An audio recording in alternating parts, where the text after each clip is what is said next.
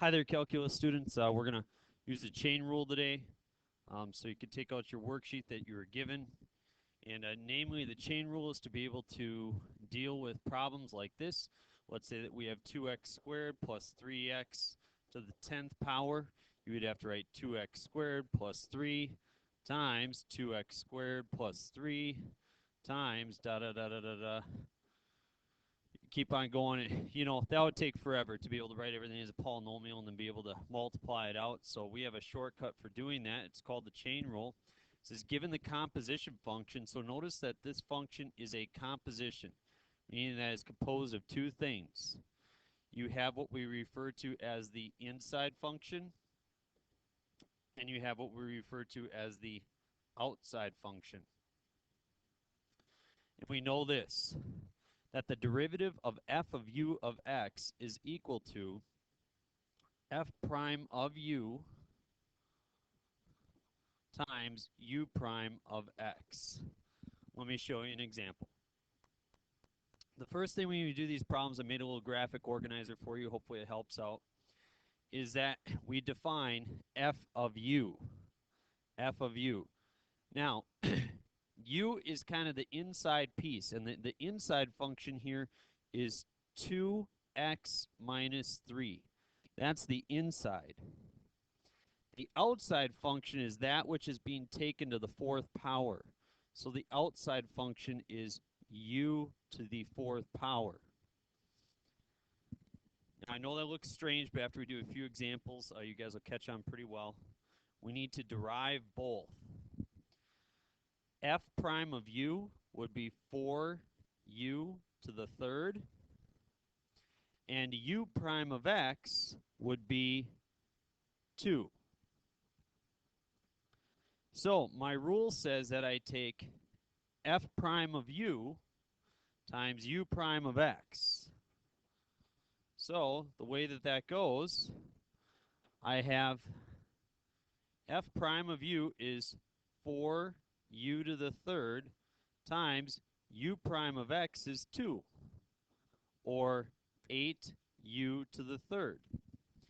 Now, you say, well, how can it be a u when in my original problem I have an x? Well, here's the trick that you have to remember. You have to substitute u of x back in. That's why I drew this little arrow here for you.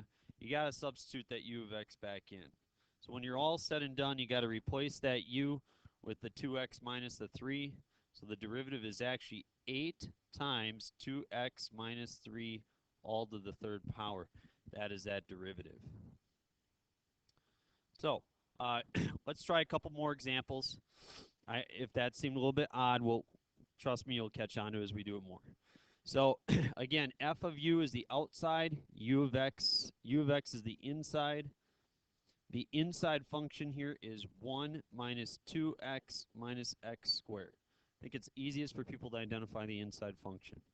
The outside function would be u to the fifth. So then I derive them. F prime of u would be 5u to the fourth.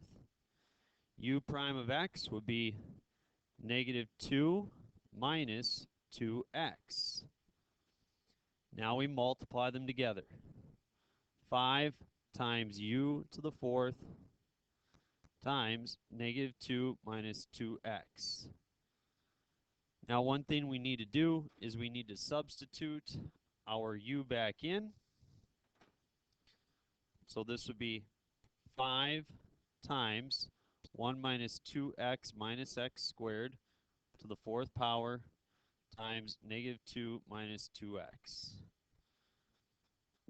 Now we could leave that, if I had a little bit more room, I would distribute the 5 to each one of those. I suppose we could do that. I'll write it above here since I'm kind of a little bit out of room there. You would get, let's see, negative 10 minus 10x times 1 minus 2x minus x squared to the fourth power.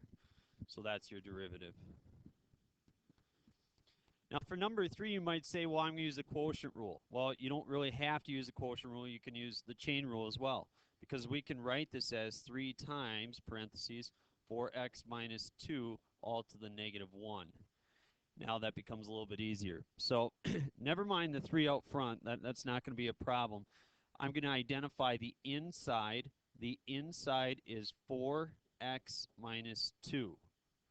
The outside is 3u to the negative 1. Now I derive both. Negative 3u to the negative 2. And the derivative of this one would be 4. So I multiply them together. I get negative 12 u to the negative 2, or negative 12 over u squared. Remember, I have to plug u back in. So I will do that. When I do that, I get negative 12 over 4x minus 2 quantity squared. So maybe you like that better than the quotient rule. You know, that's possible. That's fine. We'll try one that's a little bit more challenging. Again, I'm going to write this just like I wrote the other one. I'll get negative 2 times x minus 1 to the negative 5th. So my inside function is, very good, x minus 1. My outside function is, very good, negative 2u to the negative 5th. So I derive it. I get 10u to the negative 6th, and the derivative of x minus 1 is 1. Multiply them together, 10u to the negative 6, which is 10 over u to the 6th. Substitute my u back in, and I get 10 over x minus 1 to the 6th power.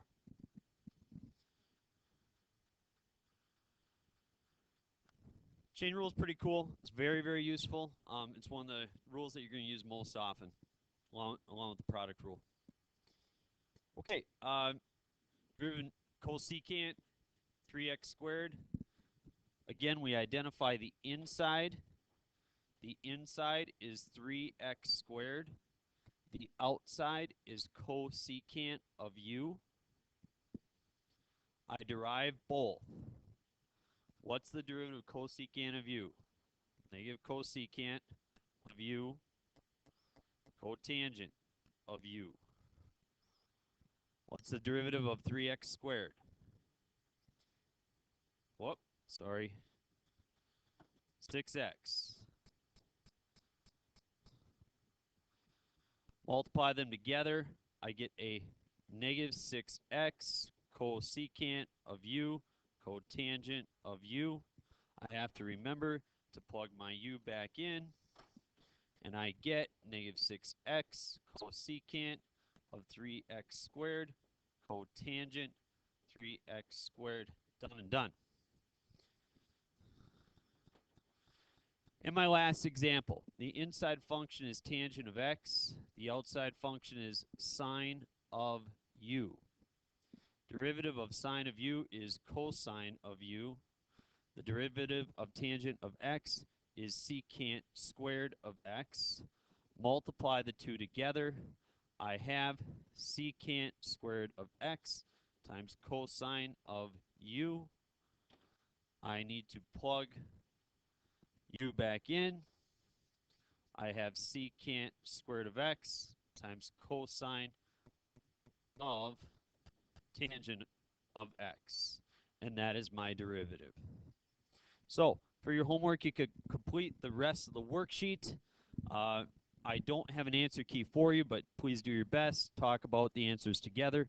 We will share them with you tomorrow when I get back. Have a great day.